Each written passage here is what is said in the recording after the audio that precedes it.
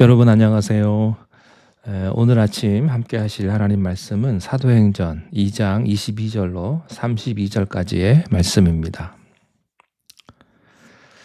이스라엘 사람들아, 이 말을 들으라. 너희도 아는 바와 같이 하나님께서 나사렛 예수로 큰 권능과 기사와 표적을 너희 가운데서 베푸사 너희 앞에서 그를 증언하셨느니라. 그가 하나님께서 정하신 뜻과 미리 아신 대로 내준 바 되었거늘 너희가 법 없는 자들의 손을 빌려 못 박아 죽였으나 하나님께서 그를 사망의 고통에서 풀어 살리셨으니 이는 그가 사망에 매여 있을 수 없었음이라. 다윗이 그를 가리켜 이르되 내가 항상 내 앞에서 계신 줄을 배웠으며 나로 요동하지 않게 하기 위하여 그가 내 우편에 계시도다. 그러므로 내 마음이 기뻐하였고 내 혀도 즐거워하였으며 육체도 희망에 거하나니 이는 내 영혼을 음부에 버리지 아니하시며 주의 거룩한 자로 썩음을 당하지 않게 하실 것이미로다. 주께서 생명의 길을 내게 보이셨으니 주 앞에서 내게 기쁨이 충만하게 하시리로다 하였으므로 형제들아, 내가 조상 다윗에 대하여 담대히 말할 수 있노니 다윗이 죽어 장사되어 그 묘가 오늘까지 우리 중에 있도다. 그는 선지자라. 하나님이 이미 맹세하사 그 자손 중에서 한 사람을 그 위에 앉게 하리라 하심을 알고 미리 본고로 그리스도의 부활을 말하되 그가 음부에 버림이 되지 않고 그의 육신이 썩음을 당하지 아니하시리라 하더니 이 예수를 하나님이 살리신지라. 우리가 다 이 일의 증인이로다. 아멘. 오순절 마가의 다락방에서 기도하던 120 성도들에게 성령님께서 불처럼 바람처럼 임하셨습니다. 불같은 성령을 받고 각자 외국어로 하나님의 큰 일을 말하기 시작한 이 사람들을 보고 예루살렘 전역에서 사람들이 놀래서 달려왔습니다. 그들 상당수는 로마 제국 전체에서 모여든 디아스포라 유대인들이었습니다. 충격에 빠진 그들 앞에 베드로는 일어서서 설교하기 시작했습니다. 이때 설교하던 베드로는 옛날 주님을 3번 부인하고 도망갔던 그 비겁한 베드로가 아니었습니다. 머리끝에서부터 발끝까지 성령으로 충만한 하나님의 사람 베드로로 바뀌어져 있었습니다. 베드로가 일어나서 설교하기 시작했을 때 그의 설교의 첫 번째 포인트는 이 성령 사건이 우연히 일어난 사건이 아니고 오래전 선지자 요엘을 통해서 예언되었던 하나님이 준비하신 사건이었다는 것입니다. 말세에 내가 내 영을 너희에게 부어줄 텐데 그때 너희 자녀들은 예언할 것이며 청년들은 환상을 보고 아비들은 꿈을 꿀 것이라는 그 기적 같은 요엘의 예언이 성령 강림 사건과 함께 너희에게 일어날 것이다 라고 베드로는 선포했습니다. 그 담대함과 그 파워에 사람들은 충격을 받았습니다. 베드로의 메시지가 그렇게 강렬했습니다. 자, 오늘 본문은요, 베드로의 설교의 두 번째 포인트에서부터 시작이 됩니다. 22절에 이스라엘 사람들아, 이 말을 들으라. 너희도 아는 바와 같이 하나님께서 나사렛 예수로 큰 권능과 기사와 표적을 너희 가운데서 베푸사 너희 앞에서 그를 증언하셨느니라. 베드로는 이제 성령 얘기에서 갑자기 주제를 포커스를 확 틀어서 나사렛 예수의 이야기로 초점을 맞추고 있습니다. 성령 사건은 곧 예수 사건입니다. 이것이 베드로의 설교의 두 번째 핵심 포인트입니다. 성령 사건과 예수님 사건은 별개의 사건이 아니고 하나의 사건이요, 연속된 사건이라는 뜻입니다. 오순절 성령 강림 사건의 뿌리에는 예수님이 계셨습니다. 예수님을 이해하지 않고는 오순절 성령 강림을 이해할 수가 없다는 것입니다. 베드로는 바로 성령 사건의 근원인 예수님 사건을 지금 맞추고 있습니다. 성령의 기름 부으심은 분명한 예수님의 복음에 기초한 겁니다. 베드로가 그 얘기하고 있습니다. 그래서 베드로는 이 본문에서 성령 사건의 뿌리인 예수 사건을 이야기하는데 그 예수 사건의 뿌리에는 세 가지 포인트가 있다는 겁니다. 첫째는 예수님의 삶이요. 둘째는 예수님의 십자가 죽음이며 셋째는 예수님의 부활입니다. 예수님의 삶, 예수님의 죽음, 십자가, 그리고 예수님의 부활, 이 세 가지가 복음의 에센스인데 베드로는 그것을 다시 한번 복습하고 있습니다. 첫째는 예수님의 삶과 사역입니다. 22절에 보면 예수님의 삶에 대해서 베드로가 압축해서 말합니다. 나사렛 예수께서 큰 권능과 기사와 표적을 너희 가운데서 베풀어 주었다. 너희가 전에 들은 것이 아니고 너희 눈으로 보게 예수님이 보여주었다는 것입니다. 예수님께서 기적들을 베풀 때는요, 아무도 없는 곳에서 행하지 않았습니다. 가장 사람들이 많이 모이는 예루살렘, 또 베데스다, 가버나움, 그 다운타운 한복판에서 일을 행하셨습니다. 귀머거리에 귀가 열리고 맹인이 눈을 뜨게 하고 앉은 뱅이가 일어나게 한 이 모든 사건들을 사람들이 구름대처럼 모인 가운데서 보여주셨고 또 물 위로 걸어오셨고요. 5천 명이 넘는 사람들이 배불리 먹었기 때문에 예수님의 기적을 눈으로 보지 않은 사람은 아무도 없습니다. 그런데 하나님께서는 모든 기적을 너희들 가운데서 베푸사 너희 앞에서 그를 증언하셨다고 돼 있습니다. 그 말은 무슨 뜻입니까? 예수님이 보여준 기적은 너희의 눈을 즐겁게 하기 위한 어떤 쇼가 아니라는 겁니다. 거기에는 메시지가 있다는 거죠.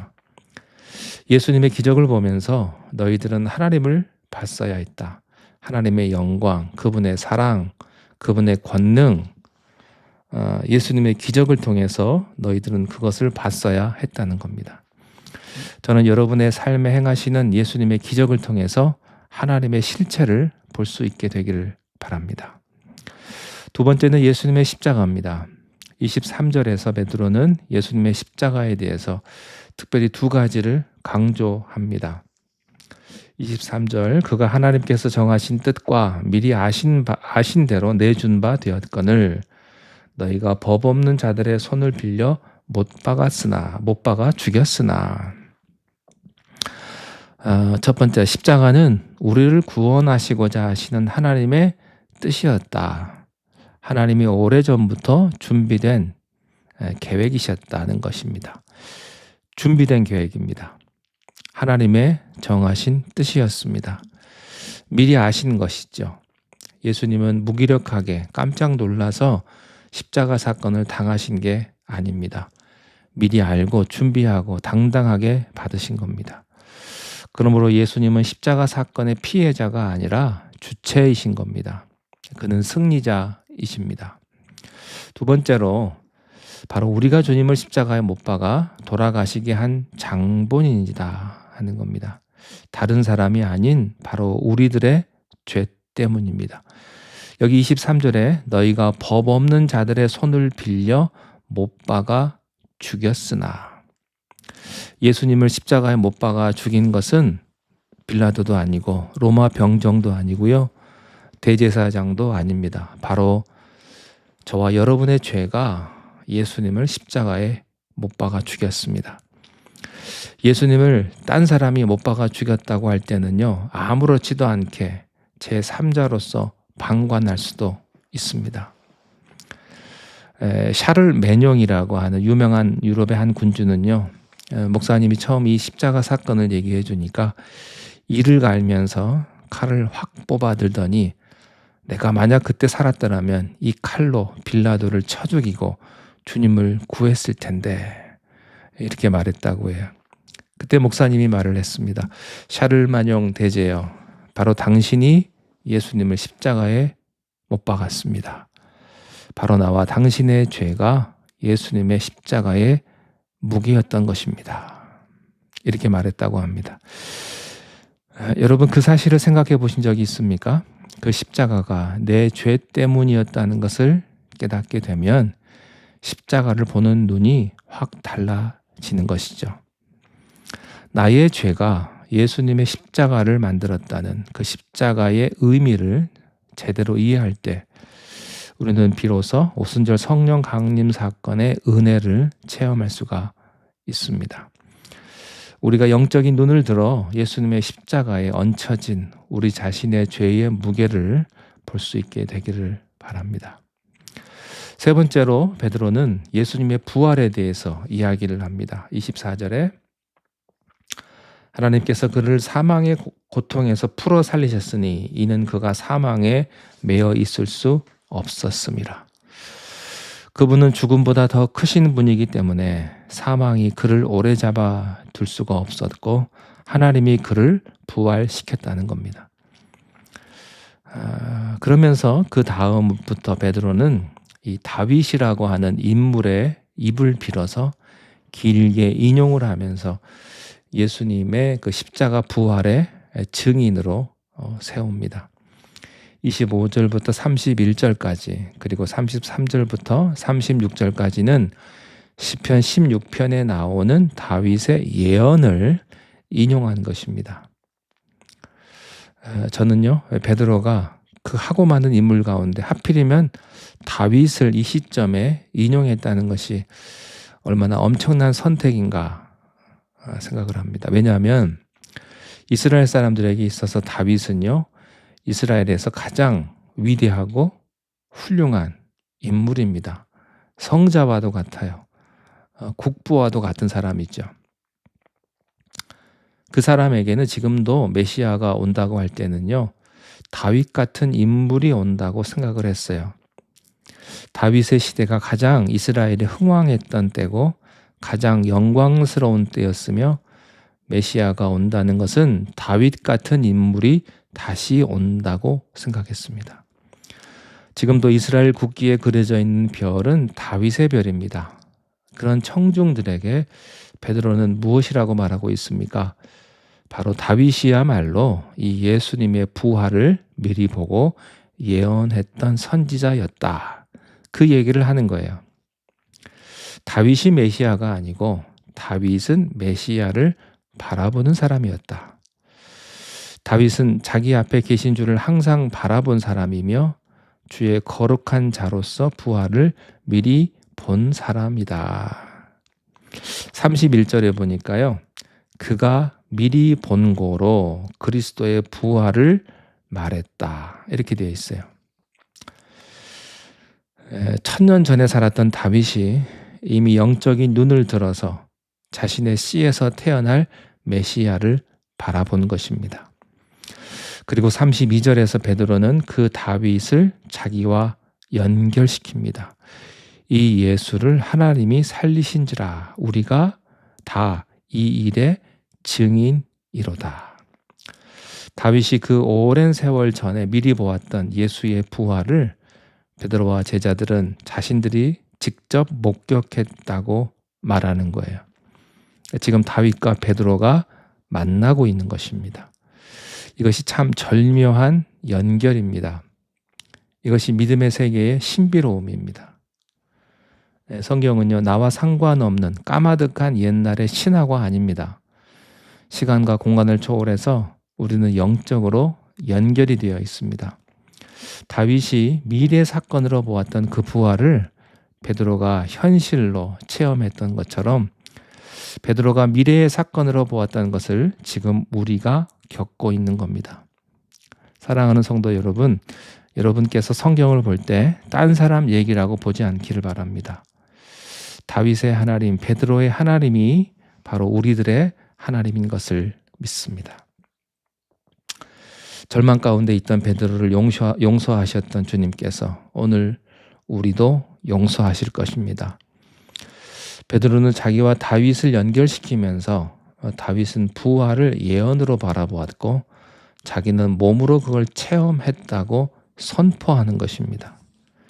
이스라엘 사람들이 가장 흠모했던 영웅 다윗도 결국은 메시아를 바라보았던 부활의 증인이라고 베드로는 선포하고 있습니다.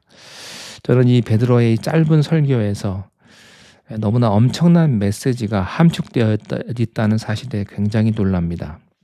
예수님의 삶과 십자가 그리고 부활을 얘기하면서 거기에 꼭 맞는 다윗의 시편까지 딱 맞춘 굉장한 설교입니다. 베드로가 설교 준비를 못했을 거예요. 이것은요, 베드로에게 하나님의 감동으로 베드로에게 부어주신 메시지입니다. 우리가 다 성령의 감동으로 설교하지만 때로는요, 성령께서 그냥 통째로 부어주시는 메시지가 있습니다. 이 베드로의 설교의 핵심은 성령 사건, 예수 사건입니다. 예수님의 삶과 예수님의 십자가와 예수님의 부활이 없는 성령 사건은 없다는 것이죠. 그러므로 여러분, 성령 충만하다는 말은 무슨 말입니까? 예수 충만하다는 거예요. 성령 충만한 사람은 항상 예수님 얘기를 합니다. 성령 충만한 사람은 항상 예수님을 높이고요. 성령 충만하게 되면요, 예수의 십자가를 사랑하게 됩니다. 십자가 찬양만 들어도 눈에서 눈물이 흘러요. 성령 충만하면요, 부활의 능력을 체험하게 됩니다. 오순절 성령 강림 사건은요, 예수 사건의 완성입니다. 제자들은 부활하신 주님을 보았지만 그 능력을 자신들이 체험한 건 아니에요. 오순절 성령께서 임하고 나서야 비로소 그들이 부활의 능력을 체험하기 시작한 겁니다. 여러분, 성령이 능력을 아는 것과 체험하는 것은 다르거든요. 십자가를 아는 것하고 십자가의 능력을 체험하는 것은 다릅니다. 그런데 성령이 오시고 나니까 제자들은 십자가를 아는 사람에서 십자가의 능력을 체험하는 사람으로 바뀌었습니다. 저는 여러분들이 십자가를 아는 사람에서 십자가의 능력을 체험하는 사람으로 바뀌기를 축원합니다. 부활을 아는 사람에서 부활의 능력을 체험하는 것입니다. 십자가의 능력과 부활의 능력이 성령을 통해서 여러분에게 임하기를 바랍니다. 이것은 여러분의 삶에서 재현될 하나님의 능력이에요. 베드로는 지금 그 얘기를 하고 있는 것입니다. 부활의 능력을 체험하시는 그런 놀라운 축복이 여러분에게 함께 하시기를 바랍니다. 기도하겠습니다. 하나님 아버지, 우리가 성령 충만하기를 원합니다. 예수님 충만하기를 원하며 말씀 충만하기를 원합니다.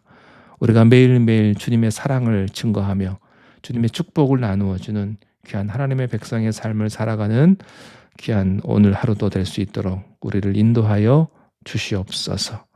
예수님의 이름으로 기도하옵나이다. 아멘.